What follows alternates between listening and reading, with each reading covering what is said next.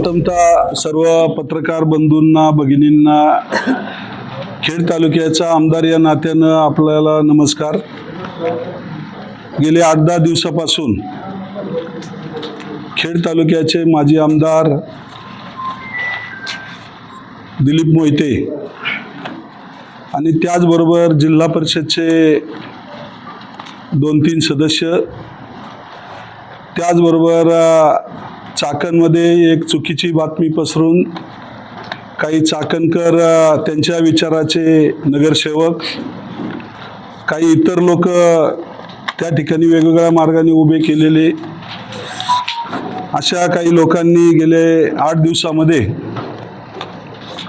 चुकीच्या बातम्या पसरून मी असेल आणि आमचे सर्व सहकारी असतील आणि आमच्या कामकाजाच्या बद्दल त्या ठिकाणी चुकीची वक्तव्य केली।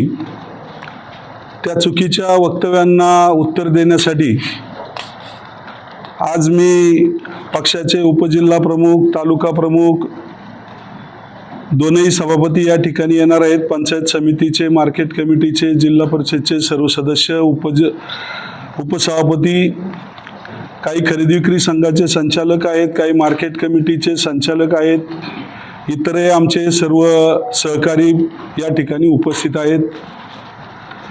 खऱ्या अर्थानं नोव्हेंबर 2024ला आपल्या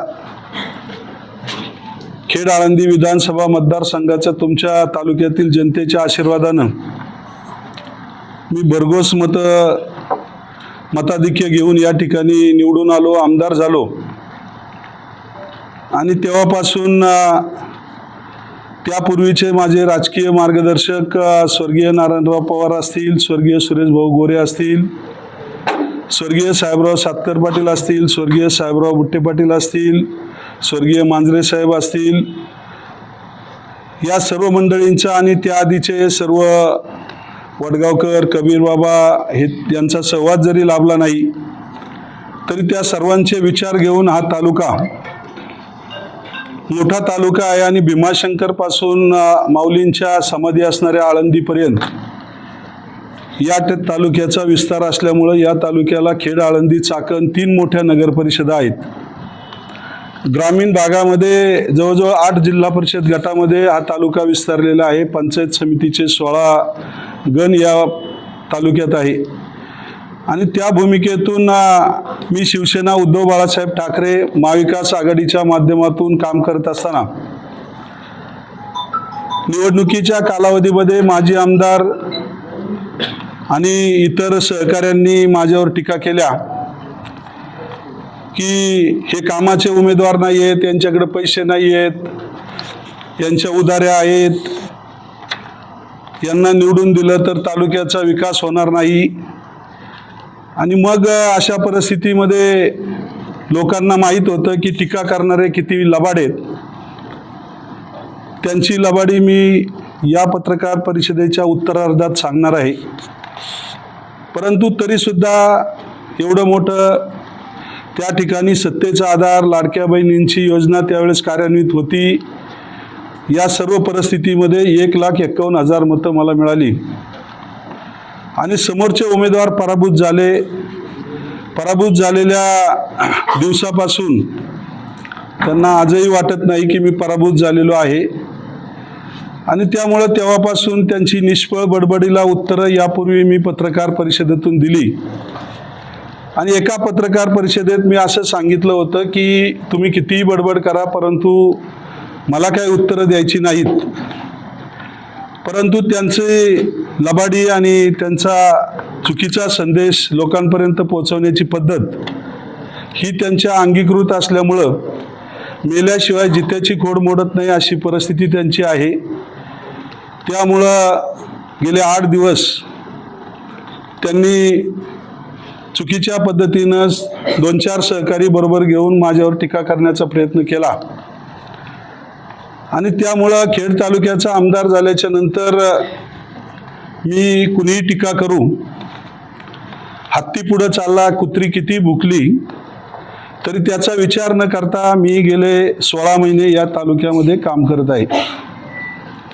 हे काम करत असताना तालुक्यामध्ये मी काही आश्वासनं दिली होती की चाकणची ट्रॅफिक मुक्त करणार, पूर्व भागाला 13 गावांना पाणी देणार, पश्चिम भागामध्ये बुडीत बंधारे करणार, त्याचबरोबर इंद्रायणी प्रदूषणासाठी काम करणार, MIDCच्या माध्यमातून युवकांना रोजगार देण्याचं काम, व्यवसाय देण्याचं काम करणार, CSRच्या माध्यमातून या तालुक्यामध्ये अनेक कामं आणण्याचा प्रयत्न करणार आणि शासनाच्या निधीच्या माध्यमातून, वेगवेगळ्या निधीच्या माध्यमातून पहिल्या दिवसापासून जे अधिवेशन झालं तेव्हापासून सातत्यानं मग तालुक्यातील अनेक प्रश्न विधानसभेमध्ये मांडण्याचा प्रयत्न केला.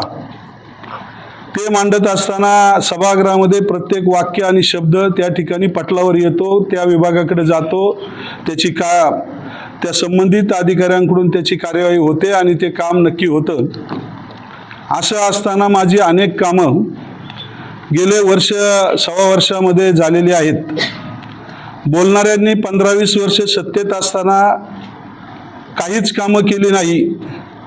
मग माझ्याकडून 1 वर्षामध्ये त्यांची काय अपेक्षा आहे मला माहीत नाही, परंतु त्यांनी पहिल्या 5 वर्षात निवडून आले तेव्हा जेवढी कामं केली नसतील त्याच्या 10 पट कामं मी पहिल्या वर्षामध्येच त्या ठिकाणी सातत्यानं पाठपुरावा करून करण्याचा प्रयत्न केला. त्या ठिकाणी मी सभागृहाचा संविधानिक पदावर आमदार म्हणून त्या ठिकाणी सदस्य म्हणून काम करतोय. त्यामुळं माझा पक्ष कोणताही असो, पण सरकारच्या माध्यमातून मी काय आणलं हे सांगणं मला तालुक्याला कर्तव्य आहे. आणि त्यामुळं आपल्या पश्चिम भागामध्ये बंधाऱ्यांच्या, बुडीत बंधाऱ्यांच्या बाबतीत त्या ठिकाणी सर्वेक्षण पूर्ण केलं. त्या सर्वेक्षणासाठी आता निधी मंजूर झालेला आहे, साईट फायनल केलेल्या आहेत. थोड्याच दिवसामध्ये भीमा आणि भामा या 2 नद्यावर धरणाअंतर्गत पुलकम बंधाऱ्याची कामं, त्याच्यासाठी इस्टिमेट होऊन लवकरच वर्षभराच्या आत ते बंधाऱ्याची कामं सुरू होणार आहे.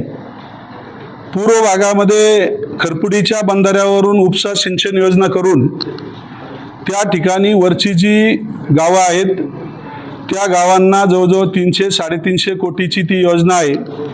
आता सद्यस्थितीमध्ये मागच्याच आठवड्यामध्ये नियामक मंडळाची बैठक पुण्यात झाली आणि त्याच्यात ठराव झाला की जूनपर्यंत त्याला मंजुरी देणार म्हणून. ट्रॅफिकच्या संदर्भात आपल्या चाकण कृती समितीच्या बैठकांना हजर राहिलो, त्यांना साथ दिली, प्रश्न समजावून घेतले. अधिवेशनामध्ये स्वतः काही सत्ताधारी आमदारांना आणि आमचे नेते सचिनभाऊ आहिर यांना बरोबर घेऊन पायऱ्यांवर आंदोलन केलं आणि त्या माध्यमातून ट्रॅफिकचा प्रश्न सुटावा म्हणून त्यावेळेस तत्कालीन उपमुख्यमंत्री नामदार अजितदादा पवार यांनी मला शब्द दिला, शिवेंद्रराजे भोसले बांधकाम मंत्री यांनी मला शब्द दिला आणि त्या माध्यमातून ह्या सर्व गोष्टीला आपण चर्चा करू. तुम्ही आमदार म्हणून त्या ठिकाणी हजर राहा आणि तो दौरा त्यावेळेस झाला. शिवेंद्रराजेंकडे बैठक झाली, PMRDमध्ये बैठक झाली आणि त्या माध्यमातून ट्रॅफिक मुक्तीसाठी परिसरातील जे रस्ते आहेत त्यासाठी 100 कोटी रुपयाचा निधी त्यावेळेस PMRDची फाईल आहे आपल्याकडं, तर PMRDकडून 100 कोटी रुपयाचा निधी त्यावेळेस मंजूर झाला. 7 रस्ते त्यामध्ये सुचवले आणि संबंधित ते 7 रस्ते सुचवल्याच्या नंतर त्या कामांना बैठकीला मी हजर होतो. हे प्रोसिडिंगमध्ये कोण कोण हजर होतं याचं पत्रक आहे. त्याच्यानंतर नामदार अजितदादा पवार यांच्या उपस्थितीत एक बैठक झाली, त्यामध्ये काय काय निर्णय झाले, कोणकोणते प्रस्ताव त्या ठिकाणी घेण्यात आले त्याची पण त्या ठिकाणी आपण हे देतोय.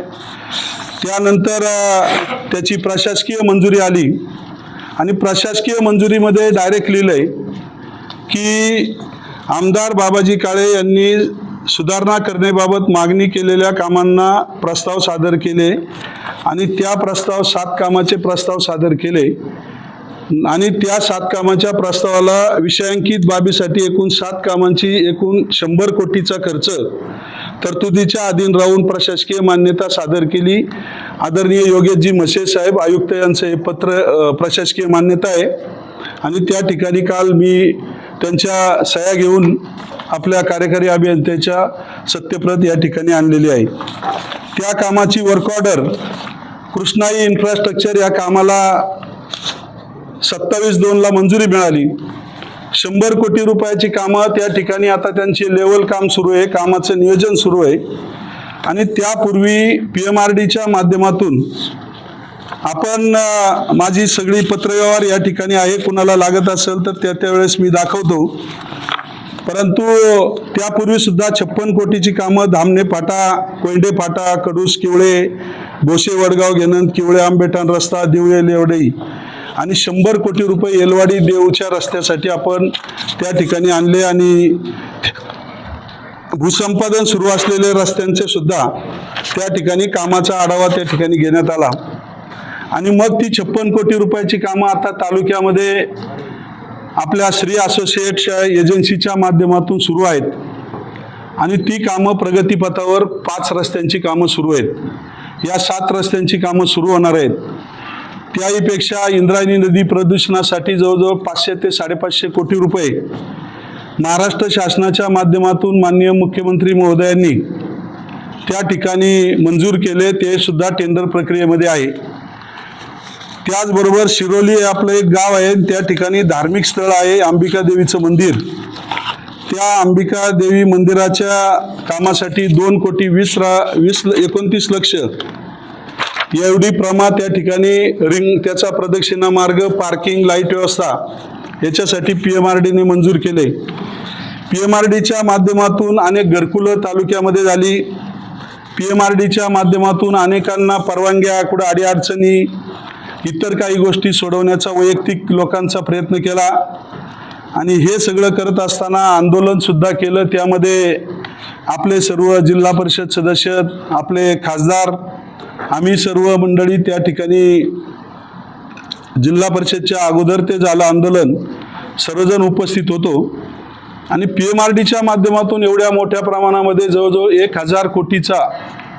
1,000 कोटीपेक्षाही जास्त निधी खेड तालुक्याला मी आमदार झाल्याच्या नंतर सातत्यानं पाठपुरावा करून, आंदोलनं करून चाकणची ट्रॅफिक कमी व्हावी, इंद्रायणी प्रदूषण मुक्त व्हावी आणि पूर्वीची जी कामं रस्ते PWDचे खराब झालेत त्यावर 56 कोटी, देऊ एलवाडीसाठी 100 कोटी असे 1,000 कोटीच्या पुढची कामं मंजूर केली. आणि माजी आमदारांनी त्या दिवशी त्यांच्या पत्रकार परिषदेमध्ये सांगितलं की ह्या कामांशी यांचा काही संबंध नाही आहे. आज मी सर्व पत्रकारांना पुराव्यानिशी ही सगळे माझी पत्र, मंजुरीचं सगळं हे प्रोसिडिंग, सगळ्या गोष्टी या ठिकाणी दाखवत आहे. त्यामुळं त्यांनी एक नेरेटिव्ह सेट केला की बाबाजी काळे विरोधात असताना त्यांना पैसे कसे मिळतात. पण मी माऊलींचा भक्त आहे, माझ्यावर देवाची कृपा आहे आणि देवाचीच अदृश्य शक्ती आहे, दुसरी कोणती अदृश्य शक्ती माझ्याबरोबर नाही आहे. त्याच्यामुळं देव माझ्याबरोबर आहे. मी जरी विरोधात असलो तरी प्रामाणिक काम करत असल्यामुळं विरोधातले मुख्यमंत्री असतील, उपमुख्यमंत्री असतील, संबंधित मंत्री या ठिकाणी मला मदत करतात. आणि त्यामुळं PMRDच्या माध्यमातून एवढे पैसे आणण्यासाठी मी यशस्वी झालो. ती कामं, काही कामं आता चालू आहेत, काही कामाची आत्ता सुरू होणार आहेत, त्याची भूमिपूजन होणार आहेत. नगर परिषदच्या आपल्या इंद्रायणी नदीच्या कामांचं टेंडर आता झालं, परंतु काही कारणाने ते थांबलं, ती पण होणार आहे. दुसरा मुद्दा आपल्या बुडीत बंधाऱ्यांच्या संदर्भात आपल्याला मगाशीच सांगितलं की या ठिकाणी जलसंपदा विभागाची त्या ठिकाणी आपल्या माध्यमातून जलसंपदा विभागाचा एवढा मोठा पत्रप्रपंच आणि प्रशासकीय मान्यता या ठिकाणी आहेत. जलसंपदा विभागाच्या माध्यमातून भीमा आणि भामा या 2 नद्यावर आपली आणि कळमुडी धरण आहे. कळमुडीच्या योजनेतून सुद्धा खेड तालुक्याच्या काही गावांना पाणी मिळणार आहे. त्यामध्ये चास भागातली काही गावं समाविष्ट केलेत, पूर्व भागातली काही गावं समाविष्ट केलेत. आणि मग हे बुडीत बंधारे आणि पूर्व भागामध्ये भीमा भामा नदीवर पिंपरी चिंचवड आणि पुणे महानगरपालिकेला जर पूर्ण क्षमतेने पाणी गेलं आणि चासकमान धरणाचं जर लाईनिंग या ठिकाणी केलं नाही तर खऱ्या अर्थानं आपल्या बंधाऱ्यांनाही पाणी मिळणार नाही म्हणून प्रस्ताव सादर केले. आणि त्या प्रस्तावाच्या माध्यमातून या ठिकाणी जलसंपदा विभागानं भीमा नदीवर आणि बामा नदीवर 15 बंधाऱ्याच्या नवीन दुरुस्तीसाठी जवळजवळ 38 कोटी रुपयाचा निधी पूर्व भागाच्या सर्व पाणी योजनेच्या कामाच्या संदर्भात सर्व मंजुऱ्या पूर्ण होत आलेल्या आहेत आणि आपले बुडीत बंधाऱ्याच्या संदर्भातल्या सुद्धा सर्व प्रक्रिया पूर्ण होत आलेल्या आहेत। एक पत्र अधिवेशन काळात विखे पाटलांचं आहे की सर्वेक्षण तात्काळ करावं म्हणून आणि त्या सर्वेक्षणाला सुद्धा 50 लाख रुपये त्यांनी दिलेले आहेत। त्यामुळं त्या ठिकाणी सुद्धा बुडीत बंधाऱ्याच्या बाबतीत आणि पाण्याच्या बाबतीत हे सर्व सांगत असताना एक गोष्ट आपल्याला नक्कीच सांगितली पाहिजे की हे महाशय म्हणतात की यांनी काही कामं केली नाही। मग आता बुडीत बंधाऱ्यासाठी जवळजवळ 200-250 कोटीची योजना मंजूर होणार आहे। पूर्व भागाच्या पाणी योजनेसाठी जवळजवळ 300-350 कोटीची योजना मंजूर होणार आहे। मग या सर्व गोष्टीमध्ये इतर कॅनलच्या कामासाठी जवळजवळ 20 ते 25 कोटी रुपये, मग कुठं पूल दुरुस्ती असतील, कॅनलचं उजव्या कालव्याला गळती होती ती थांबवण्यासाठी असतील, 20-25 कोटी रुपये आणले। मी शेतकऱ्यांच्या भविष्याच्या हिशोबाने पाहतोय की भविष्यात जर बंधाऱ्यांमध्ये लिकेज राहिलं ते राहू नये म्हणून हे बंधाऱ्याच्या कामासाठी 38 कोटी रुपये आणले। ती कामं त्या ठिकाणी सुरू आहे। आपल्या चासकामान धरणाच्या खाली त्या ठिकाणी वेताळेला जाणाऱ्या पुलाला भगदाड पडलं होतं, त्यासाठी 1 कोटी रुपये मंजूर झाले। पलीकडे अप्रोच रोड नव्हता, त्यासाठी 7 कोटी रुपये मंजूर झाले। तिकडं आपल्या कळमुडीच्या खाली पवारवाडीला 3 कोटी 20 लक्ष रुपये मंजूर झाले। अशी अनेक कामं त्या ठिकाणी आपल्या जलसंपदा विभागाच्या माध्यमातून मंजूर झाली। मला एक गोष्ट सांगायची की या महाशयांनी पूर्वी तुम्हाला जर लई शेतकऱ्यांचा काळवळा होता, धरणांचा काळवळा होता, तर कळमुडीची योजना बंद पाडली, जर ती आज चालू झाली असती तर आपल्या पूर्व भागाला पाणी त्याच वेळेस आलं असतं। परंतु त्याबरोबर ते काम तर पूर्व भागाच्या पाण्याचा यांनी कधीच विचार केला नाही, उलट धरणाची पाणी विकण्याचं काम यांनी केलं। हे 2 करार आपण पाहतोय, पिंपरी चिंचवडला आणि भामा आसखेड धरणाचं पिंपरी चिंचवड आणि पुणे महानगरपालिकेला 2013, 2012, 2014 हे करार झाले। त्यावेळेस हे तत्कालीन आमदार त्यावेळेस होते आणि शेती प्रयोजनासाठी झालेलं भामा आसखेडचं धरण त्या ठिकाणी रद्द केलं शेतकऱ्यांसाठी आणि हे पाणी पिंपरी चिंचवड पुणे महानगरपालिकेला विकण्याचं पाप माजी आमदारांनी केलं। त्यामध्ये फार मोठ्या प्रमाणामध्ये कोट्यवधीचा भ्रष्टाचार झाला असं तेव्हापासून आम्हाला कळतंय। त्याची चौकशी आता जरी केली तरी आता उपयोग नाही आहे, पाणी त्यांना गेलेलं आहे। यांचं पुनर्वसन अजून झालं नाही, त्या लोकांच्या पुनर्वसनाचा प्रश्न या महाशयांनी अजून मार्गी लावला नाही। परंतु त्या ठिकाणी जो कॅनॉल रद्द झाला त्या कॅनॉलचे शिक्के उठवण्यासाठी मी त्या शासन दरबारी अधिवेशनात प्रश्न मांडला। कब्जेदार सदरी नावं लावू नये म्हणून त्या ठिकाणी शासन निर्णय करून घेतला, त्याची प्रत सुद्धा माझ्याकडे आहे। आता प्रत्येक कागदपत्र दाखवत बसलो तर वेळ कमी होईल। त्यामुळं पाणी पुरवठ्याच्या संदर्भात शेतकऱ्यांना भविष्यात कसं काम देता येईल, म्हणजे फायदा होईल, त्यामुळं मी जी आश्वासनं दिली, पूर्व भागाला पाणी देणार मी 2-2.5 वर्षात ते देणार, पश्चिम भागात बंधारे बांधणार मी 2-2.5 वर्षात पश्चिम भागात बंधारे बांधणार, मी या ठिकाणी ट्रॅफिकचा प्रश्न कमी करण्यासाठी प्रयत्न चालू आहेत। त्या चाकण तळेगाव शिक्रापूर रस्त्याचा त्यावेळेस विषय झाला आणि चाकण तळेगाव शिक्रापूर या रस्त्याला जवळजवळ 3300 कोटी रुपयाचं टेंडर झालं, काम लवकर सुरू होणार आहे। तत्पूर्वी हे म्हणतात की बजेटमधून तुम्हाला पैसे मिळाले नाही, परंतु पुरवणी बजेटमध्ये तळेगाव चाकण शिक्रापूर हा रस्ता त्या ठिकाणी मंजूर दुरुस्त करण्यासाठी, वायडनिंग करण्यासाठी 60 कोटी रुपये आपल्या पुरवणी बजेटमधून मंजूर करून आणण्याचं काम माझ्या प्रयत्नातून झालं। श्री असोसिएट म्हणून ती कंपनी आता दुरुस्तीचं काम, वायडनिंगचं काम त्या ठिकाणी खेड शिक्रापूर रस्त्याचं करते। बजेटमधून पैसे आले नाही म्हणतात, तर 15 कोटी रुपये आपल्या कृषी विभागाच्या इमारतीला त्या ठिकाणी 15 कोटी रुपये आत्ताच्या बजेटमध्ये आले। गेल्या वर्षाच्या बजेटमध्ये कुणालाच पैसे मिळाले नव्हते। या वर्षीच्या बजेटमध्ये सत्ताधारी पक्षांना जी महत्त्वाची कामं आहेत आणि सत्तेतले काही आमदार आहेत त्यांना 25 कोटी रुपयाप्रमाणे पैसे दिले, परंतु वर्षभरामध्ये 60 कोटी रुपये चाकण तळेगाव शिक्रापूर रस्त्यासाठी त्याचबरोबर 15 कोटी रुपयाची तरतूद आता या अधिवेशनामध्ये खेड कृषी विभागाच्या कार्यालयासाठी आणि त्याचबरोबर आपल्या गट क मधून जवळजवळ 3 कोटी रुपये पूल दुरुस्तीसाठी एवढ्या मोठ्या प्रमाणामध्ये बजेटमधून त्या ठिकाणी आपल्या खेड तालुक्याला कामं आलेली आहेत। कामांच्या संदर्भात, इतर विकास कामांच्या संदर्भात बोलत असताना यांचं म्हणणं आहे की विरोधातले आमदार आहेत यांना पैसे मिळत नाही आहेत, परंतु हक्काचा माझा जो आमदार निधी आहे तो 24-25चा मला 4-5 कोटी रुपये डोंगरी सहित वापरायला मिळाला, 25-26चा 5 कोटी रुपये स्थानिक विकास निधी, त्याचबरोबर 2 कोटी रुपये डोंगरी निधी त्याच्यात दीडपट केल्याच्या नंतर तो 10-12 कोटीवर जातो। त्याची कामं, पहिली कामं जवळजवळ 15 कोटी रुपयाची कामं आणि आमचे सचिन भाऊ आहिर यांच्या निधीतली काही कामं अशी जवळजवळ 14-15 कोटी रुपयाची कामं छोटी छोटी आहेत, 10 लाख, 15 लाख, 20 लाख, परंतु ती काही कामं चालू झालेत, काही पूर्ण झालेत, काही टेंडर प्रक्रियेत चालू आहेत, ती कामं सुद्धा या ठिकाणी सुरू आहेत। डीपीडीसीच्या माध्यमातून 2025-26 या आर्थिक वर्षामध्ये या ठिकाणी तत्कालीन त्या ठिकाणी नामदार अजितदादा पवार हे पालकमंत्री होते।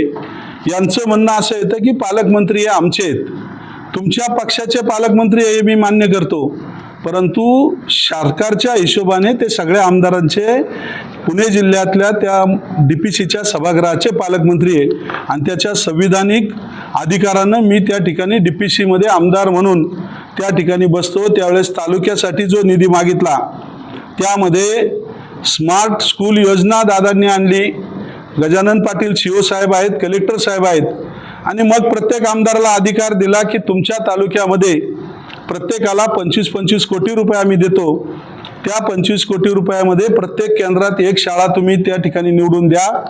त्या 35 शाळा मी आपल्या ज्या केंद्रामध्ये ज्या मोठ्या शाळा आहेत तर त्या 35 शाळा मी निवडून दिल्या। त्या 35 शाळांचं काम आता जवळजवळ 25 कोटी रुपयाची कामं सुरू आहेत। स्मार्ट PHC म्हणून, मॉडेल PHC म्हणून त्या ठिकाणी 4 PHCची कामं सुरू आहेत, 10 कोटीची कामं सुरू आहेत आणि मग अशा परिस्थितीमध्ये ते झालं। इको टुरिझमच्या माध्यमातून एक सदस्य म्हटले की फॉरेस्टची कामं आम्ही कधी प्रसारित केली नाही, पण फॉरेस्टमध्ये कधी निधी यायचा आणि कधी जायचा हे त्यांनी कळून, लोकप्रतिनिधींनी कळून नाही दिलं आणि फॉरेस्टवाल्यांनी कळून नाही दिलं, परंतु मी कलेक्टर महोदयांच्या, DPOच्या, उपमुख्यमंत्र्यांचा पाठपुरावा करून आपल्या भीमाशंकर विकास आराखड्यामध्ये इको टुरिझममधून 33 कोटी रुपयाचं टेंडर झालं, कामं सुरू होत आहेत। आपल्या खेड तालुक्यातील मग आमचं सौरंग्याचा डोंगर असेल, आपलं भोश्याचं तुकाई मंदिर असेल, खरपुटीचं खंडोबाचं मंदिर असेल, त्याचबरोबर कुंडेश्वर मंदिर असेल, भामचंद्र डोंगरावर असेल, चक्रेश्वर मंदिर वाकी असेल, शिंगेश्वर मंदिर असेल, काकुबाईच्या जवळचा परिसर असेल, आपल्या जरेवाडीच्या डोंगरावरचं वाघोबा मंदिर असेल, या सर्व कामासाठी जवळजवळ 10 ते 12 कोटी रुपये, ते 33 कोटी आणि हे 12 कोटी इको टुरिझममधून 55 कोटी रुपये हे सगळे पैसे डीपीडीसीतून मिळतात। त्यामुळं डीपीडीसीतून त्या ठिकाणी मोठ्या प्रमाणामध्ये निधी आणला। इंद्रायणी हॉस्पिटलला एक मोठं मशीन त्या ठिकाणी नाविन्यपूर्ण योजनेतून त्या ठिकाणी बसत आहे। मग अशी कामं करत असताना निवडणुकीपूर्वी या ठिकाणी 5 कोटी रुपयाचा निधी आदरणीय दादा यांनी मला MSCBच्या कामासाठी वितरित केला। त्या संबंधीचे पुरावे आहेत। परवा 2-3 त्या ठिकाणी MSCBच्या कार्यालयामध्ये 2-3 आपले पत्रकार त्या ठिकाणी नेले आणि त्या पत्रकारांच्या माध्यमातून त्या ठिकाणी एक स्टिंग ऑपरेशन केलं। यांनी माझ्या 5 कोटीच्या कामाच्या जाहिराती केल्या होत्या। अधिकाऱ्यांनी सांगितलं की कामं सुचवायचा अधिकार कुणालाही आहे, कामं सुचवल्याप्रमाणे आम्ही एस्टिमेट करतो, परंतु कामाची यादी फायनल करण्याचे अधिकार डीपीसीचे पैसे आहेत, आमदारांना आहे। त्यामुळे आमदारांनी जेवढी कामं टिकमार्क केली तेवढी 4 कोटी 35 लक्ष रुपयाची कामं या ठिकाणी खेड तालुक्यामध्ये मंजूर झाली। प्रत्येक एस्टिमेटवर आमदार बाबाजी काळे यांच्या शिफारशीनुसार आणि ते जे डीपीसीचे पैसे वर्ग करायचे त्याला सुद्धा पत्र आमदाराचं लागतं, ते मी दिलं आणि त्यांनी खोट्या बातम्या केल्या होत्या। त्याची बातम्या या ठिकाणी करून त्यांनी माझ्या या 5 कोटी रुपयाच्या निधीवर सुद्धा आमचा अधिकार आहे, पालकमंत्र्यांनी मंजूर केले म्हणून सांगितलं. खोट्या बातम्या केल्या. नामदार अजितदादा पवार निवडणुकीपूर्वी असतानाच हे केलं. बाकी निधी मी त्या ठिकाणी मागण्याचा प्रयत्न केला. पुणे जिल्ह्यामध्ये ग्रामीण भागामध्ये एकमेव विरोधी आमदार मी त्या ठिकाणी आहे. परंतु आपल्या माजी आमदार आणि एक जिल्हा परिषदचा पोपटपंची करणारा सदस्य यांनी निवडणुकीपूर्वी माझी जी यादी मंजूर झाली, नामदार अजितदादा पवार यांच्याकडे गेले की यांना जर एवढे पैसे दिले तर आपला एकही उमेदवार निवडून येणार नाही.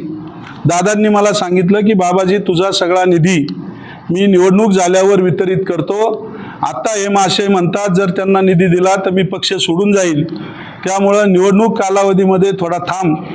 परंतु मला तालुक्याला एक सांगायचं आहे की माझा तो निधी जरी वितरित झाला नाही तरी माझ्या विचाराचे 9-10 सदस्य पंचायत समितीमध्ये आले. पंचायत समितीचा सदस्य सभापती उपसभापती शिवसेना पक्षाचा झाला, माझ्या विचाराचे झाले. जिल्हा परिषदचे 7 सदस्य निवडून येणार होते, 5 सदस्य निवडून आले.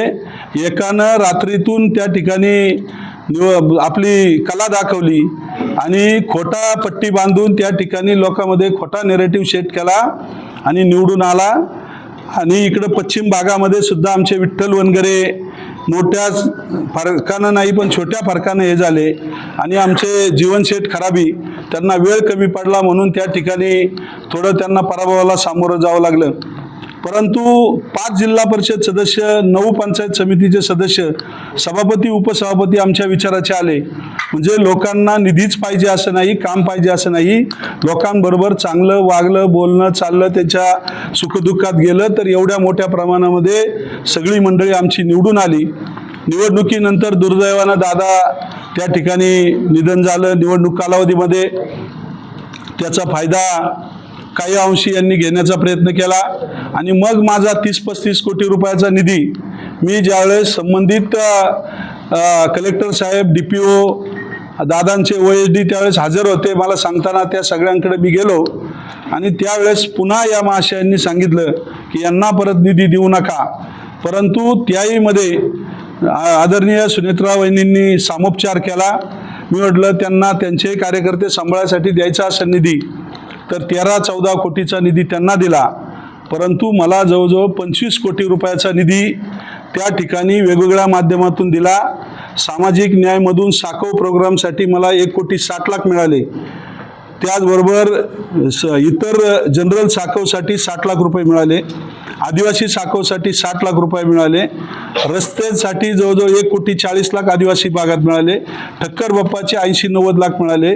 MSCBचे आदिवासीसाठी जवळजवळ 70-80 लाख मिळाले. बंधाऱ्यांसाठी 1.5-2 कोटी रुपये मिळाले. 5 कोटी रुपये याच्यात आपल्या DPCच्या जनसुविधा, नागरी सुविधासाठी मिळाले. असे सगळे वेगवेगळे निधी करून जवळजवळ 30 कोटी रुपये मला त्या ठिकाणी आत्ता या जिल्हा परिषदच्या निवडणुकीनंतर आत्ता मार्चच्या आधी ठिकाणी मिळाले. याच्या सगळ्या प्रमा आहेत. आणि मग हे महाशय म्हणतात की आम्ही हे एखादी योजना मंजूर झाली की नंतर आमदार त्याला पत्र लावतात बॅकडेटेड. आणि परवा त्या ठिकाणी एका मगाशी म्हटलं त्या पोपटपंची करणाऱ्यांनी दाखवलं की प्रशासकीय मान्यतेची तारीख ही आहे. कुठं आहे ते पत्र? तर प्रशासकीय मान्यतेची तारीख ही आहे आणि त्याच्यानंतर ते दाखवतो पत्र. तर ती तारीख 11 तारखेला आम्ही पत्र दिलं आणि 19 तारखेला त्याची प्रशासकीय मान्यता मिळालेली आहे. त्यामुळं त्यांनी अशा लबाड्या करून लबाडाला लबाड मिळाले आणि त्याच्यामुळं माझ्यावर टीका करायचं काम यांनी सुरू केलेलं आहे.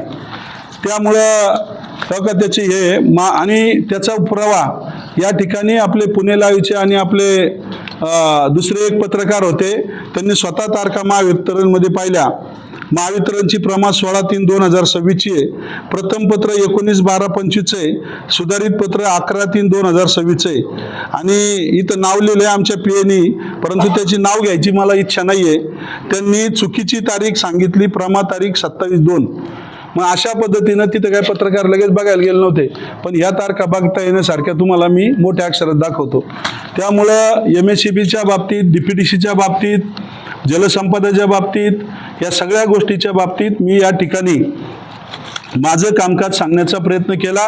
या व्यतिरिक्त वर्षभरामध्ये प्रशासकीय कामकाजाच्या माध्यमातून पंचायत समिती प्रशासनातून अनेक वेगवेगळ्या माध्यमातून मग 20% असेल, दलित वस्ती असेल, त्यावेळेस आता नव्यानंच जे आपले जिल्हा परिषद सदस्य आलेत त्यांच्या कारभाराच्या अगोदर शिवणच्या अधिकारामध्ये प्रशासक असताना 2-2.5 कोटी रुपयाची कामं आपल्या तालुक्यात मंजूर होऊन आली। मला सांगायला एवढंच वाटतंय, माझ्याकडे प्रत्येक आठवड्याला जनता दरबार भरतो। मी रोज सकाळपासून संध्याकाळपर्यंत मी असेल, माझी मुलं असेल, बायको, आमच्या कुटुंबातील सगळी मंडळी, हितचिंतक हे सगळी मंडळी सकाळपासून संध्याकाळपर्यंत प्रत्येकाच्या सुखदुःखामध्ये असतात। कुणी ना कुणी काहीतरी आमच्याकडे काम सांगत असतो, परंतु आजपर्यंत अनेकांनी आम्हाला कामं सांगितली, त्यातली बहुतांशी कामं आम्ही त्या ठिकाणी करण्याचा प्रयत्न करतोय। आमच्यावर जनतेचा विश्वास आहे आणि मग या ठिकाणी नगर परिषदेच्या काळात यांचा माणूस निवडून नाही आला म्हणून यांनी टीका केली। सगळं सांगायला गेलो तर आता वेळ लागेल, पण नगर परिषदेत यांचाही कुठं नगराध्यक्ष आलेला नाही आणि यांनी लय गप्पा मारण्यात उपयोग नाही आहे। तुम्ही जर 15 वर्ष सत्ता भोगत होते, तुमची वर सत्ता होती, तर तुम्हाला या ठिकाणी 3ही नगर परिषदेत तुमचे नगराध्यक्ष हवे होते। उलट आम्ही जे किरण अय्यर आहेत त्यांना आमच्याकडून असते तर 2-2 मतांनी निवडून आले असते, पण तुमच्याकडे गेल्याच्या नंतर लोकांनी कलाटणी खाली आणि एका चांगल्या किरण अय्यर सारख्या माणसाला त्या ठिकाणी तुमच्यामुळं पराभव पत्करावा लागला। अनेक गोष्टी या ठिकाणी आहेत आणि मग त्या ठिकाणी परवा त्यांनी सांगितलं की DPDCच्या बाबतीत, इतर सगळ्या गोष्टीच्या बाबतीत मी या ठिकाणी आपल्याला आढावा देण्याचा प्रयत्न या ठिकाणी केलेला आहे। पर्यटनाच्या बाबतीत या ठिकाणी केलेला आहे आणि मग त्यांनी त्याच्यात सांगितलं की हे सर्व पक्षीयांना फसवतात। मी शिवसेना उद्धव बाळासाहेब ठाकरे पक्षाचा आमदार म्हणून माझ्या हातात शिवबंधन आदरणीय उद्धव बाळासाहेब ठाकरे यांनी बांधलेलं आहे, ते तसंच आहे। त्याच्या अगोदरचं जुनं झालेलं माननीय सुरेश भाऊ गोरेंनी बांधलंय, त्यामुळं मी शिवसेनेशी एकदम बांधील आमदार आहे। हे सर्व असताना हे म्हणतात की ते चंद्रकांत दादाच्या मीटिंगला जातात, ते सुनेत्रा वहिनीकडे जातात। सुनेत्रा वहिनी पालकमंत्री आहे, मी त्या सभागृहाचा सदस्य आहे, मला त्यांच्याकडे कामासाठी जाणंच आहे। सत्ता तुमची आहे, त्यामुळं मंत्री महोदय तुमचे आहेत, त्यामुळं मला प्रत्येक पक्षाचा कुणीही जरी आमदार किंवा मंत्री असेल त्यांच्याकडे कामासाठी जावं लागतं। त्यामुळं मी कुणालाही फसवत नाही, मी फक्त तालुक्याच्या जनतेसाठी कामं आणायची म्हणून कोणत्याही पक्षाच्या मंत्र्याच्या दारात जाणं हे माझं कर्तव्य आहे आणि ते कर्तव्य मी कमीपणा समजत नाही। त्यातून माझा आणि तालुक्याचा फायदा, माझा म्हणण्यापेक्षा तालुक्याच्या विकास कामांचा फायदा आहे आणि तो नक्की या ठिकाणी होतोय। ह्या सगळ्या गोष्टी पाहता यांची तळपायाची आग मस्तकाला गेली। एखादी गोष्ट इथं मंजूर झाली की लगेच त्या अधिकाऱ्याला फोन करणार, कसं काय मंजूर केलं, आपल्या पालकमंत्र्याची मान्यता घेतली का? तुम्हाला जर या तालुक्याचा जास्त विकास करायचा आहे तर माझं त्यांना आव्हान आहे, तुम्ही जसं आता DPCतून मधून माझे 13 कोटी रुपये पळवले आणि तसेच तुम्ही शासनाकडून सुद्धा पाठपुरावा करा। प्रत्येक विभागामध्ये मी जसं आत्ता प्रत्येक विभागाचं सांगितलं, तिथं बसा आणि वेगळी काही कामं आणा, तालुक्याचा विकास अधिकचा व्हावा या विचाराचा मी आणि आम्ही सगळे आहेत। त्यामुळं तुम्ही यापूर्वी सुद्धा अनेक पैसे आणायला पाहिजे होते, पण तुम्ही त्या ठिकाणी आणू शकत नाहीये। तुम्ही माझं काय चाललंय, मला पैसे मिळू नयेत, मी कसा उघड्यावर पडल आणि लोकांना कसं सांगता येईल की बुवा या विरोधी पक्षाचा आमदार, परवा तर ते मला डायरेक्ट म्हटले या नालायक माणसाला लोकांनी कसं निवडून दिलं। आता मी नालायक आहे का तुम्ही 7 नालायक आहेत हे लोकांनी ठरवले, त्यामुळं तुम्हाला 1.5 वर्षापूर्वी 52,000 मतांनी घरी बसवले। त्या दिवशी मी सांगितलं की तुम्ही स्वतः सुधरून बोला, मी सुद्धा तालुक्याचा कारभार करायचा म्हणलं, मला शांतता पाळणं हे गरजेचं आहे। आणि मग अशा माध्यमातून हा व्यक्ती या ठिकाणी बेफान सुटलेला आहे, त्या मनावर कंट्रोल राहिलं नाही आहे, त्यांचं काम कुठंच होत नाही। पहिले दादा असताना तरी व्हायचे, परंतु दादा गेल्याच्या नंतर यांना शिपाई सुद्धा विचारत नाही आहे। आणि मग त्यांनी आता सत्र सुरू केले की पंचायत समिती बाबाजी काळेंच्या ताब्यात, मार्केट कमिटी त्यांच्या ताब्यात, जिल्हा परिषदचे जास्त सदस्य निवडून आले, खरेदी विक्री संघही त्यांच्या ताब्यात। आता PDC बँकेत 10 वर्षाचा नियम आल्यामुळे ते सुद्धा आउट होणार आहेत आणि मग खासदारही महाविकास आघाडीचा यांच्या विचाराचा, आणि मग यांच्या डोक्यात येतं की आता काहीच नाही, आपण यांच्यावर आता आरोप केल्याशिवाय आपलं काही दुकान चालणार नाही. त्यामुळं त्यांनी आरोपसत्र सुरू केलंय. त्या आरोपसत्राच्या माध्यमातून मी त्यांना भीक घालणार नाही. मी या तालुक्याचा संविधानिक आमदार आहे, मला लोकांनी निवडून दिले. तुम्ही पडलेले आमदार याची जाणीव ठेवा. एखादा व्यक्ती ज्यावेळेस पडतो त्यावेळेस त्यांनी स्वतःच्या मनाचा विचार केला पाहिजे की आपले अधिकार संपले, परंतु प्रशासकीय यंत्रणेमध्ये अजूनही अधिकार वापरायचा प्रयत्न करत असेल तर तो नक्की विकास कामं आणण्यासाठी करा. परंतु माझी कामं रद्द कशी होतील, मला निधी कसा मिळणार नाही, यासाठी त्यांचा प्रयत्न या ठिकाणी मोठ्या प्रमाणामध्ये सुरू आहे. आणि त्या माध्यमातून हे सर्व होत असताना मधी मी थोडा 2 मिनटं या ठिकाणी असा थांबतो की त्यांनी गेले निवडून आल्याच्या नंतर माझ्यावर एक नेरेटिव्ह सेट करण्याचं काम सुरू केलेलं आहे. जिल्हा परिषद पूर्वी त्यांना असं वाटायचं की या ठिकाणी जिल्हा परिषदला यांच्याकडे कोणी उमेदवार मिळू नये, बाबाजी काळे आमदारकी राहणार नाही, त्यांच्यावर मोठ्या प्रमाणामध्ये इलेक्शन पिटिशन दाखले, त्यामुळे लोकांना बोलवण्याचा प्रयत्न त्यांनी त्यावेळेसपासून केला. सगळे पत्रकार साक्षीदार आहेत. आणि मग पहिल्या महिन्यापासून त्यांनी सुरू केलं की पुढच्या 2 महिन्यात यांचं पद जाईल. आता जवळजवळ 1.5 वर्ष पूर्ण झाले. हे माझे पद घालू शकत नाही आहेत, कारण मी माऊलीचा भक्त आहे. तुम्ही कोणत्या गोष्टीचे भक्त आहेत मला माहीत नाही आहे, परंतु तुम्ही धडधाकट सांगता की सत्ता आमची आहे, त्यामुळे सत्तेपुढे शहाणपण चालत नाही. मी हा निकाल विरोधात लावून आणणार. त्यामुळं मुळातच मी काही पत्रकारांना यापूर्वी सांगितलंय की त्यांचा बोलायचा अधिकारच नाही आहे. ही केस शांताराम देशमुख म्हणून एका व्होटरनी मतदारांनी लावलेली आहे आणि तो मतदार त्यांचा वकील घेऊन त्या ठिकाणी ही केस चालवत आहे. आणि त्या केसचा आधार घेऊन माफक बोलण्यापेक्षा पाष्कळ गप्पा मारल्या तर या सगळ्या गोष्टी आता येत्या 28 तारखेला तारीख आहे. आम्ही त्या ठिकाणी कोर्टापुढे सांगणार आहे की हा बाबा सांगतोय सत्ता आमची, आम्ही निकाल लावणार. न्यायाधीशांचं जर अवमान करत असेल आणि आपल्या एका संविधानिक पदावर सभागृहाचा मी जबाबदार पदाधिकारी आहे, माझ्याबद्दल त्या केसच्या बाबतीत लोकांमध्ये गैरसमज हा माणूस पसरवतोय, तर यापूर्वीच पत्रकारांनी त्यांना सडकून विचारायला पाहिजे होतं की केसच जर तुमची नाही आहे तर तुम्ही का बोलता. ते शांताराम देशमुखांनी पत्रकारांची पत्रकार परिषद घेऊ द्या ना. आणि ती जी केस आहे ती किती खोटी आहे आणि ती कशी यांच्यावर उलटणार आहे हे आता आमचे वकील माझे सख्खे पुतणे आहेत आणि ते आणि आमचे दुसरे वकील आणि इतर वकील सर्वजण मिळून त्या ठिकाणी ती केस चालवतात. त्यामुळं उभं राहून ते सांगतील की आता त्या केसमध्ये नक्की काय आहे आणि कशी खोटी आहे. आणि यांचा दिलीप मोहितेंचा त्या केसशी काही एक संबंध नाही आहे. त्यांना असं वाटतं की मी त्या ठिकाणी परत आमदार होईल, परंतु ती स्वप्न त्यांनी विसरून जावीत. ती केस आम्ही उलट लवकर चालून कशी आमच्यासारखीच होणार आहे, लवकर चालवावी म्हणून लवकर तारखा घेतोय आणि तिचा निकाल 2 महिन्यात लागून यांना तोंडावर पडल्याशिवाय ते राहणार नाही. त्यामुळं टॅक्स भरल्याचं चलन यांनी बोगस तयार केलं. त्या बोगस चलनाच्या आधारावर 45 दिवस अलाउड असतात. 45 शेवटच्या दिवशी केस दाखल केली. ती केस दाखल करताना यांना कोर्टामध्ये त्यांचे बगलबच्चे होते, कारण यांच्यावर हायकोर्टामध्ये अनेक गुन्हे दाखल आहे. कराळे मर्डर प्रकरणाचा गुन्हा दाखल आहे, त्याचबरोबर त्या ठिकाणी आपल्या आंदोलनाचा जाळपोळीचा गुन्हा दाखल आहे. असे अनेक त्यांच्यावर खुनाचे गुन्हे दाखल आहेत. त्यामुळे हायकोर्टाशी यांचा गावचे सरपंच असल्यापासून संबंध आहे, कारण अनेक खुनामध्ये यांचा सहभाग असल्याचं मला कळतं आहे.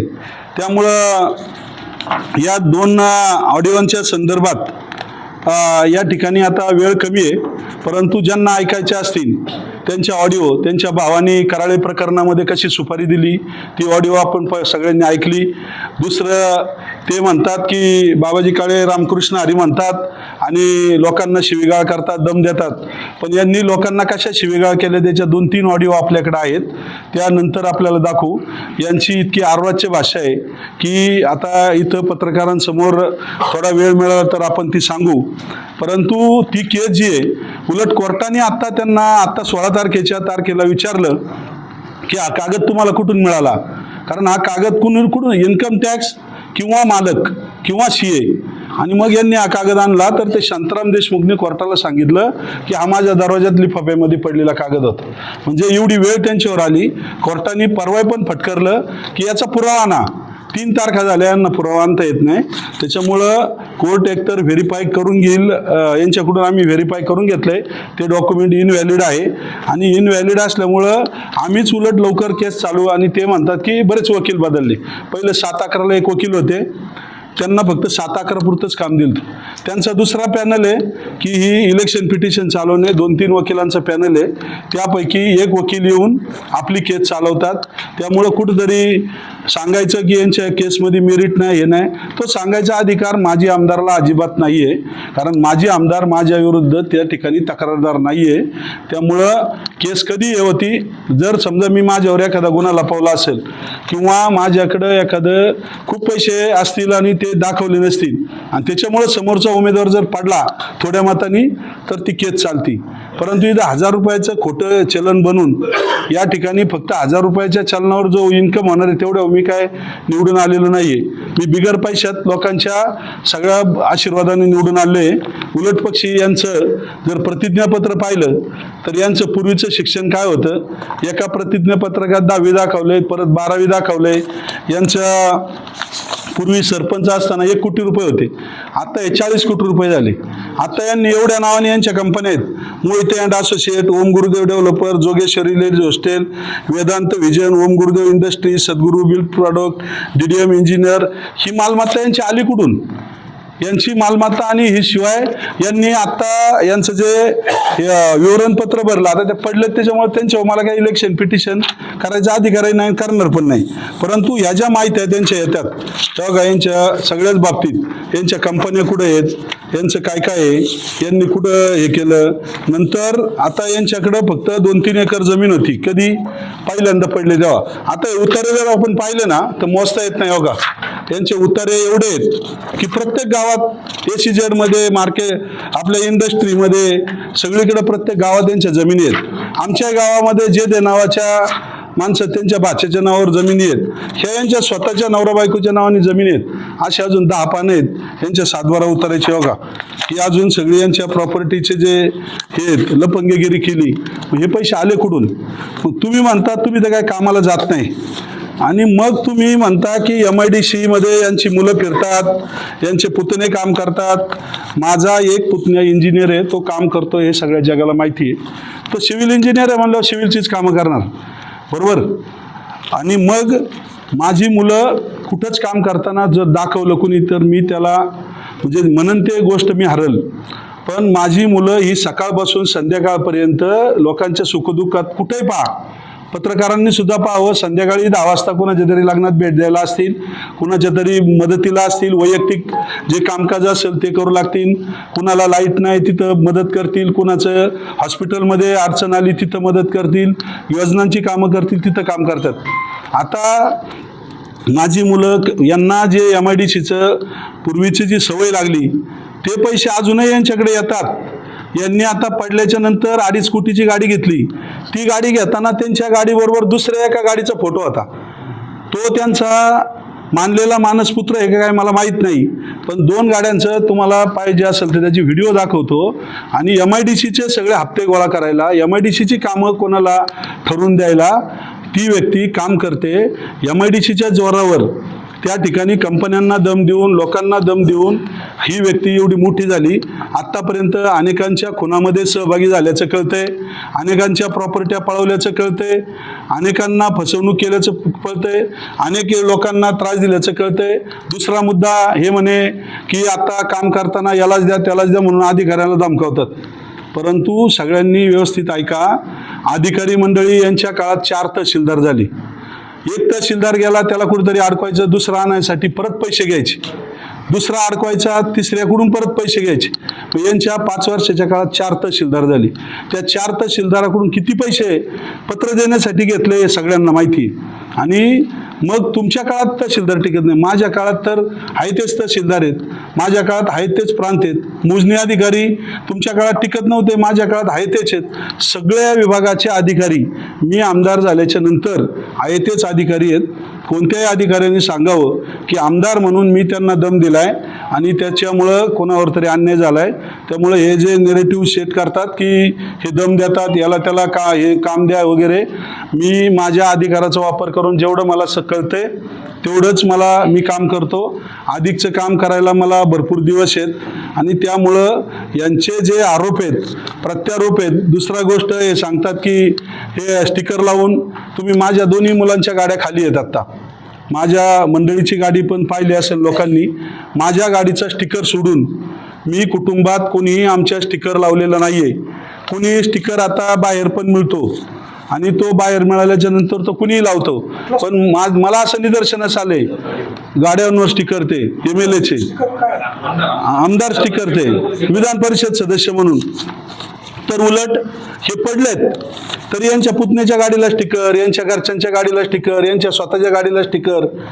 एका बाजूने वर लिहिलंय फसवेगिरी विधान परिषद सदस्य, माझी विधानसभा सदस्य लिहा ना, विधानसभा सदस्य, आणि खाली लिहिलंय आमदार.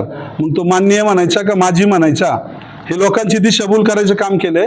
त्याच्यामुळं त्यांना त्या कोणत्याच गोष्टी पटत नाहीये, गाड्यांवर हे करत नाही. आमच्या कुटुंबातला कोणीही ठेकेदार नाही. एक पुतण्या तो सिव्हिल इंजिनियर आहे, तो काम करतो, हे तालुक्याला माहिती आहे.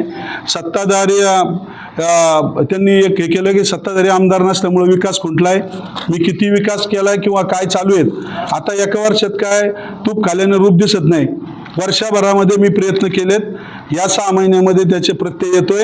पुढच्या 6 महिन्यामध्ये याचं अजून रूप दिसेल आणि पुढच्या माझ्या 5 वर्षाच्या कालावधीमध्ये मी दिलेली आश्वासनं पूर्ण करणार आहे. तुम्ही काळजी करायची कारण नाही आहे. त्यामुळं ह्या सगळ्या गोष्टीच्या बाबतीत, कोर्ट केसच्या बाबतीत मी या ठिकाणी निराकरण केलं. हे सगळं करत असताना काल परवा आपल्या चाकण तहसीलच्या बाबतीत यांनी या ठिकाणी नेरेटिव्ह चुकीच्या पद्धतीनं सेट केला. चाकणमध्ये एक रस्ता, मी त्या ठिकाणी तो रस्ता रद्द झाला होता, यांचं कोणी ऐकतच नव्हतं. आणि मग मी अधिवेशनात विषय मांडला की आपल्या मनशक्ती केंद्र ते तिथला रस्ता मंजूर व्हावा म्हणून. मी 24 सप्टेंबरला तारांकित प्रश्न आहे माझा, आणि मग अधिकाऱ्यांनी 29 सप्टेंबरला त्या कामाची प्रमा दिली. आणि मग जर माझ्या प्रश्नावर ते काम मंजूर झालं असेल, परत जे रद्द झालेलं काम मंजूर होऊन आलं असेल, तर त्याचं भूमिपूजन मीच करणार. आणि मग त्या भूमिपूजन करत असताना त्या ठिकाणी त्यांनी सांगितलं की हे यांचा अधिकार नाही आहे, परंतु मी केलेलं उष्ट भूमिपूजन करायला गेले. त्यांनी जरी केलं तर तिथं जी भाषणं केली ती विकासावर केली नाही, त्यांनी माझ्यावर केली. आपल्या चाकणच्या नगराध्यक्षा माजी आमदार स्वर्गीय सुरेशभाऊ गोरे यांच्या पत्नी आहेत, त्यांच्याबाबत भाषणं केली. आणि एक महिला नगराध्यक्षावर कसं बोलावं, स्वर्गीय सुरेशभाऊ गोरे यांना आयुष्यभर त्रास दिलाच, पण त्यांच्या पत्नीबद्दल सुद्धा चांगले उद्गार काढले नाही त्यांनी. त्यामुळं महिला वर्ग त्यांना यापूर्वी तर त्यांना जागा दाखवली, पण भविष्यात सुद्धा जागा त्या ठिकाणी दाखवल. आणि मग त्या ठिकाणी हे काम करत असताना या कामाच्या भूमिपूजनाला ते आले आणि त्या ठिकाणी म्हटले यांनी चाकणला काहीच काम केलं नाही. चाकणला मी ज्या ठिकाणी ते पाणी पुरवठा योजनेला गेले तिथल्या ॲग्रीमेंटमध्ये 50 लाख रुपये स्टॅम्प ड्युटी वाचवली. चाकण नगर परिषदेचे संग्रामदुर्ग किल्ला असेल, कचऱ्याचा प्रश्न असेल, इतर विषय असतील, याबाबत मी सातत्यानं आपल्या याच्या अधिवेशनाच्या माध्यमातून, इतर माध्यमातून पाठपुरावा करून त्या ठिकाणी प्रयत्न केला. आता तहसील कार्यालयाच्या बाबतीत मी आपणाला सांगतो की मी आमदार होण्यापूर्वी या ठिकाणी निलेश कड यांनी चाकणचा या ठिकाणी तहसील कार्यालय व्हावं, अप्पर तहसील म्हणून या ठिकाणी प्रस्ताव पाठवला होता. आणि नवीन प्रस्ताव, हा प्रस्ताव व्हावा म्हणून मी अधिवेशनात डिसेंबर महिन्यात विषय मांडला. तर जानेवारीमध्ये तत्कालीन ज्या तहसीलदार होत्या ज्योती देवरे, त्या कुणाच्या विचाराच्या होत्या तुम्हाला माहिती, त्यांनी हा होऊ नये म्हणून कडूसचा पाठवला. परंतु त्या प्रक्रियेमध्ये कडूसला काही अडचणी यायला लागल्या, आपलं चाकणला काही अडचणी यायला लागल्या.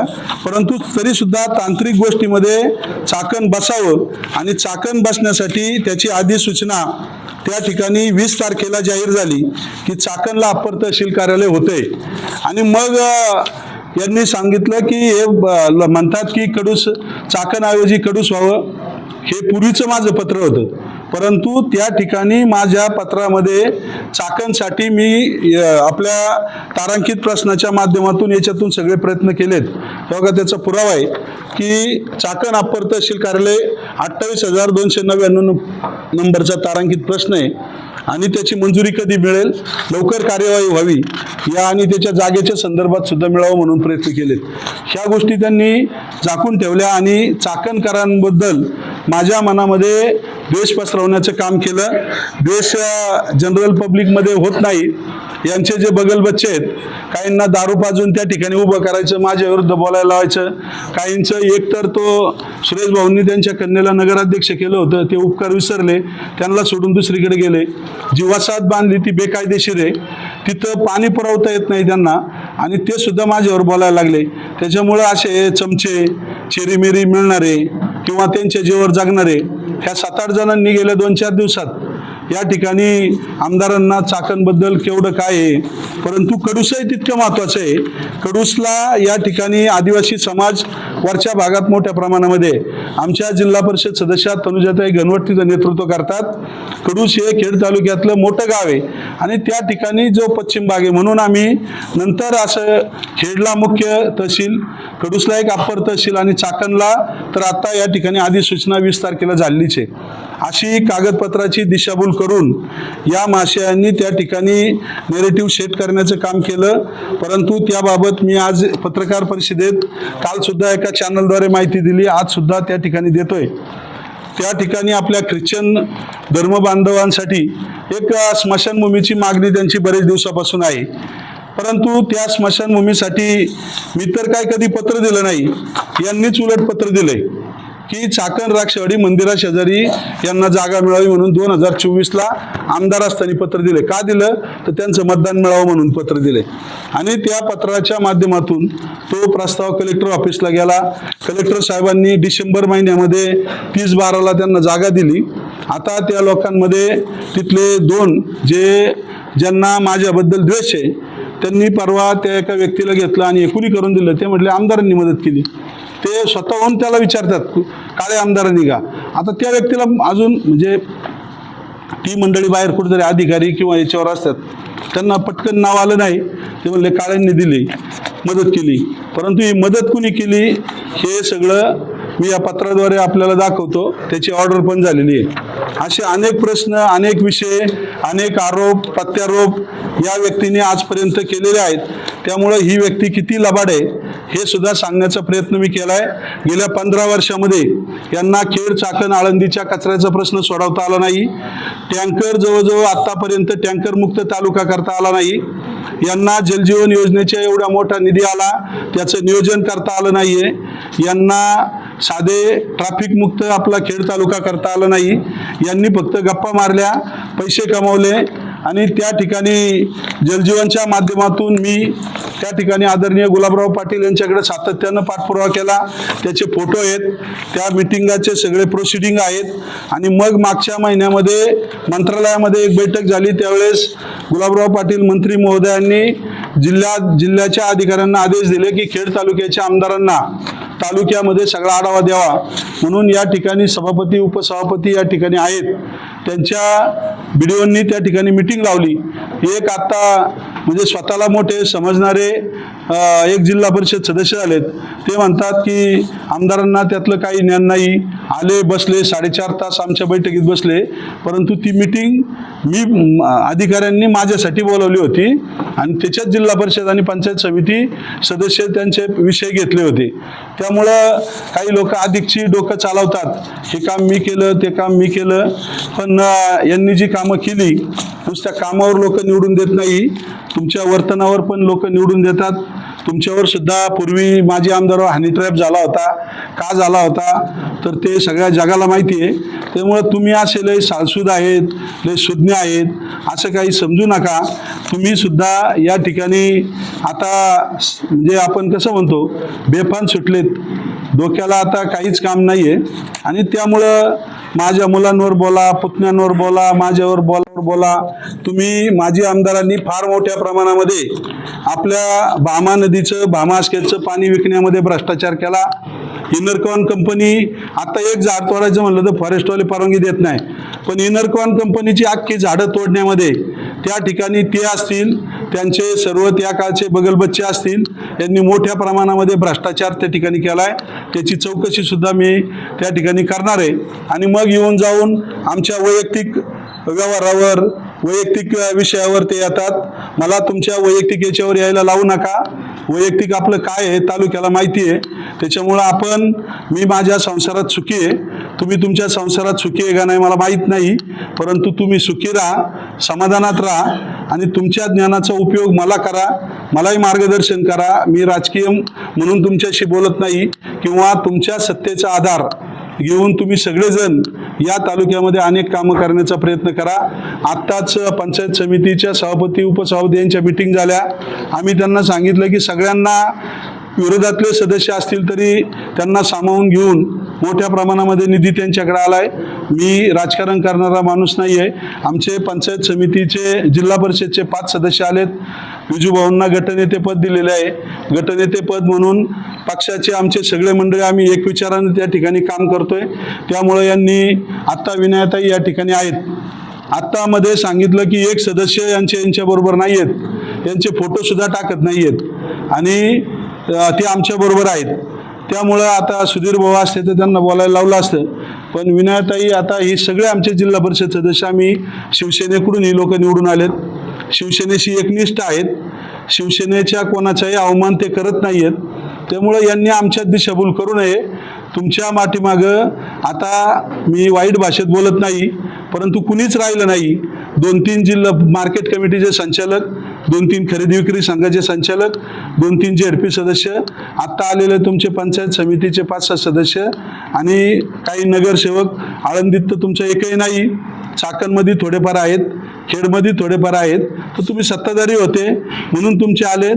त्यामुळं तुमच्या पाठीमागं जनता अजिबात राहिलेली नाही आहे.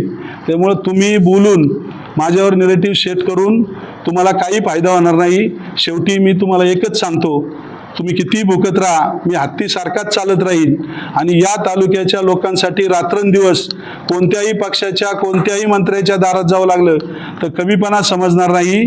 मी माझ्या पक्षाला सांगून काम करतोय. पक्षाशी प्रार्थना नाही आहे, कुणाशी प्रार्थना नाही आहे, लोकांसाठी काम करत राहील आणि माऊलींच्या आशीर्वादानं तुम्ही 15 वर्ष जो तालुका मागे नेला आहे तो 5 वर्षात पुढे आणण्याचा माझा सर्व सहकाऱ्यांना बरोबर घेऊन संकल्प आहे. यापुढे आता आमचे जिल्हा परिषद सदस्यांचे निधी येतील, पंचायत समितीचे निधी येतील. हे सर्व होत असताना एका महाशयाने सांगितलं की ती घरकुलं यांनी आम्ही मंजूर करून आणली. त्या आयरेला ठाकर वस्तीला घरकुलं आमची गोगावलेताई तिथं गेल्या, आमचा भाचा तिथं गेला, लगेच त्यांनी पाहणी केली, स्वतः तिथं मटेरियल दिलं, पैसे दिले, सगळं हे केलं आणि त्या माध्यमातून 23ला आम्ही लगेच पत्र दिलं, 22ला जाळपोळ झाली आणि 27 तारखेला ती ऑर्डर मिळाली. ते पोपटपंची करणारे जिल्हा परिषद सदस्य म्हणतात की ते आम्ही आणले. आज तुम्ही तिथं आणले म्हणजे तुम्ही आता सदस्य नाही आहे, तुमची बायको सदस्य आहे. तुम्ही तिथं ढवळाढवळ करायचं काम बंद करा आणि त्या माध्यमातून आता जिल्हा परिषदमध्ये मी आमच्या सदस्यांना चांगली समिती मिळावी म्हणून एक आमदार या नात्यानं म्हणण्यापेक्षा गटाची माझ्यावर जबाबदारी आहे. आदरणीय सचिन भाऊंनी सांगितलं आणि जिल्हा परिषदच्या अध्यक्षांनी आम्हाला बोलवलं म्हणून या सदस्यांना चांगल्या समित्या मिळाल्या, सगळ्यांना चांगल्या समित्या त्या ठिकाणी मिळालेल्या आहेत. काही पत्रकारांना यांनी चुकीचं सांगितलं की DPC आपल्या स्टँडिंगमध्ये यांना ठेंगा मिळाला वगैरे. ती पत्रकारांची आता त्यांनी कशा पद्धतीने लिहावं काय तर त्यांचा विषय आहे. आज आपण सर्व मंडळी या ठिकाणी आलात. आता प्रत्येकाला बोलायची इच्छा होती, परंतु मी कुणाला बोलायला लावणार नाही. त्यामुळं या ठिकाणी आम्ही सगळेजण मिळून या सर्वजण आता म्हणजे ह्या सगळ्या प्रक्रियेतून तालुका अध्यक्ष बोलतील, एक जिल्हा परिषद सदस्य बोलतील की आम्ही सगळे एकत्र आहोत किंवा नाही आणि त्या माध्यमातून विजूभाऊ सुद्धा सांगतील की आम्ही सगळे एकत्र आहोत किंवा नाही. कारण यांची दिशाभूल करण्याचं काम तुमच्या पक्षात तुमच्याकडे कुणीच राहिलं नाही. हे पहिलं बघा, दुसऱ्याचं घर बघायला जाऊ नका, तेवढी ताकद तुमच्यात नाही आहे. त्यामुळं या तालुक्यामध्ये तुम्ही जरी काही नेरेटिव्ह सेट केला तर आम्ही एकदम ताकदीनं भविष्यकाळात काम करू, दिलेले शब्द पूर्ण करू. वेळ खूप झालेला आहे, त्यामुळं एवढ्या वेळ पत्रकार परिषद चालवणं योग्य नाही. त्यामुळं इतर काही जे विषय असतील तर निवेदनाद्वारे उरलेले विषय आपल्यापर्यंत पोहोचवण्याचं काम आम्ही करू. परंतु विद्यमान आमदार आणि त्यांच्या बगलबच्चांना माझं आव्हान आहे की या ठिकाणी तुम्ही जर माजी आमदार आणि त्यांच्या बगलबच्चांना जर माझं आव्हान आहे की आपण या ठिकाणी सांगता की 2 महिन्याने त्या ठिकाणी येईल, तुम्ही त्या ठिकाणी तालुक्यासमोर पैज लावा, माऊलीच्या मंदिरात मी येतो, परंतु तुम्ही त्या ठिकाणी कधी यशस्वी होणार नाही. माझी वाट पाहता पाहता तुमच्या खुनाच्या केसमध्ये तुम्ही कधी जेलमध्ये जाल आणि नक्की जाल, एवढंच तुम्हाला या ठिकाणी सांगतो. बोलायचं बंद करा, तालुक्याच्या विकासामध्ये लक्ष द्या. तुमची पहिल्यांदाच एवढी मोठी पत्रकार परिषद एवढे माहिती, दरवेळेस माझे आमदार काहीतरी बोलतात, मग तुम्हाला त्याच्यावर परत रिप्लाय द्यावा लागतो. तुम्हाला असं नाही का वाटत आज एवढी मोठी पत्रकार परिषद झाली, कुठंतरी येत असलं पाहिजे? मी मगाशीच सांगितलं की मी सहमतीने राहणारा माणूस आहे, मी राजकारण करणारा माणूस नाही आहे. मी आत्ताच सांगितलं की पंचायत समितीच्या सभापती उपसभापतीला मी सांगितलं की विरोधातल्या सदस्यांना बरोबर घ्या. यांना असं वाटतं की सत्ता आमची आहे आणि उलट ते मला विरोध करतात, मी विरोधी असून, की मला पैसे मिळू नये हे नाही. माझी त्यांना अशी म्हणणं आहे, मी माझा संघर्ष करून पैसे आणणारच, परंतु मला मिळू नये म्हणून प्रयत्न करण्यापेक्षा तुमची सत्ता आहे, तुम्ही अजून पैसे आणा, माझी त्यांना अडचण नाही आहे. त्यामुळे उलट त्यांनी ते असं जे उद्योग करतात ते थांबवा, उलट की तालुका शांततेत. आता शिरूर तालुक्यात तुम्हाला ऐकायला मिळतं का? मावळ तालुक्यात विरोधक नाही आहे का? आंबेगावमध्ये नाही का? जुन्नरमध्ये नाही का? परंतु त्यांना तिथल्या सगळ्या पडलेल्या आमदारांनी मान्य केलंय की आपण पडलोय, आता आपण शिस्तीत राहू. त्यांच्या पद्धतीने ते संयम ठेवून, त्यांची संस्कृती चांगली आहे ती तरुण. आता यांची संस्कृती कशी आहे मला माहीत नाही, परंतु यांना पहिल्या दिवसापासून वाटतं मी पडलोच नाही, त्याला मी काय करणार. साहेब, तुमच्या पदाविषयी ते वाद बोलतात, तुमचं पद घालवायचं बोलतात, त्या संदर्भात सांगितलं की माऊली समोर येऊन त्यांनी म्हणावं की मी तर असं सांगतो की मी त्यांना वाईट बोलत नाहीये, माझं पद ते कधीच घालू शकत नाहीये. उलट त्यांना जर पुढं काही अपेक्षा असेल तर त्यांनी चांगलं काम करावं, पुढं जनता काय ठरवल ते ठरवल. आमदार साहेब, मतदारांची म्हणजे मतभेदाची दाटी आणि समर्थकांची पुरी पाटी या अनुषंगाने आपलं काय वाटतं? समर्थकांची कोरी पाठी म्हणजे त्यांचे जे विचार आहेत तुमच्यावर जे ऑब्जेक्शन केल्याचं त्या अनुषंगाने आपलं काय वाटतं? कसं आहे, नव्याचे 9 दिवस असतात, जसं काम करायला लागन आणि लोक त्यांना फोन करतील, हे का नाही झालं ते का नाही झालं, त्यावेळेस त्यांना कळेल की पद काय असतं. त्यामुळे त्यांनी त्यांचं मिळालेल्या पदातून काम करावं, एवढंच यांचं या ठिकाणी. आता फक्त एकच व्हिडिओ ऐका की यांची आरवाच्या भाषेत ते मला म्हणतात की आमदार केलं. माझे आमदार अनेक जण होते, माझे आमदार दिलीप मोहितेंबद्दलच ही पत्रकार परिषद घेतली. हो, सुरुवातच तशी केली मी. वाजवला तो कोणाचा आहे त्यांचाच आहे असं आम्ही व्हेरिफिकेशन करू शकत नाही, जो काय असेल तो असेल.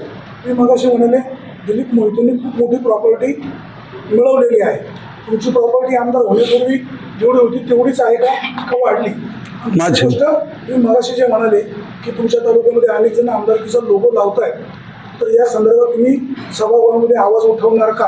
आणि अजून एक शेवटचा प्रश्न, जे बुडीत बंधारे तुम्ही मगाशी मुद्दा काढला, तर 2018 मध्ये बुडीत बंधारे बांधू नयेत असा शासनाने निर्णय घेतला आहे. धरणामध्ये बंधारे बांधले जात नाही बुडी बंधारे, तर तिकडे कायदा वेगळा, इकडे वेगळा. दुसरी, तुमचं म्हणणं 100% बरोबर आहे. बुडीत बंधारे बांधू नये म्हणूनच इतका वर्ष उशीर झाला. यापूर्वी माजी आमदार सुरेशभाऊ गोरेंनी पण प्रयत्न केले होते, त्यानंतर हा नियम आला, ते झाले नाही. परंतु शासनानं आता त्याला वेगळं हे दिलंय, पुलकम बंधारे, म्हणजे खाली बंधारा आणि वर पूल. म्हणजे ज्या गावांजवळ दोन्हीकडे जाणारा रस्ता असेल, वर पूल असा पाब्याला पण झालाय, डेण्याला पण झालाय, 2-3 बंधारे खेड तालुक्यात झालेत. त्यामुळे बुडीत बंधारे आत्तासुद्धा या आमच्या याच्यात आहेत, 2-3 पूर्वीच्या याच्यात. त्यामुळे तोच मुद्दा आला. दुसरा मुद्दा, मी आमदार होण्यापूर्वी जी माझी प्रॉपर्टी आहे त्याच्यात थोडीफार कमी झाली असेल, उलट पण वाढलेली नाही. तिसरा मुद्दा, लोगोच्या बाबतीत आमच्या कुटुंबात कुणीही लावलेलं नाही आहेत. हे जुन्या माझी ज्यावेळेस आमदार होते तेच लोक यांचीच लोक अजून त्यांना कारवाईची मागणी करणार का? कारवाईची मागणी यापूर्वी पण मी केलेली आहे आणि तशी कारवाई काही पोलीस स्टेशन यंत्रणेने केली पण आहे.